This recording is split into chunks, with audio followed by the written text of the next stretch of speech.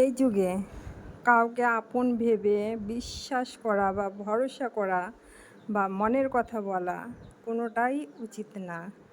কারণ মানুষ হচ্ছে মুখোশধারী। স্বার্থে যদি একটু আঘাত লাগে তে ঘুরে দাঁড়াতে একটুও সময় লাগবে না। তা আমি মনে করি নিজের মনের কথাগুলো নিজের মধ্যে রাখা উচিত, আর মানুষকে বেশি সময় দেওয়ার দিয়ে নিজেকে নিয়ে ব্যস্ত থাকা ভালো। মানে দুনিয়াটা এখন এমন হয়ে গেছে যে পুরোই স্বার্থের খেলা। হ্যাঁ, যেখানে স্বার্থ শেষ সেখানে সম্পর্ক শেষ। তো হ্যালো গাইস, আসসালামু আলাইকুম, কেমন আছেন আপনারা সবাই? তো এখন এই যে খাওয়া হবে ভাত। আজকে পেঁপে ভর্তা করেছি, পেঁপে ভর্তাটা তো আমার সেই প্রিয়।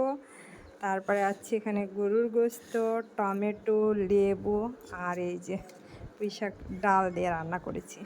তো ধন্যবাদ, আপনারা সবাই ভালো থাকবেন। যে যেখান থেকে হচ্ছে আমার ভিডিও দেখেন একটা লাইক কমেন্ট করবেন প্লিজ। আল্লাহ হাফেজ।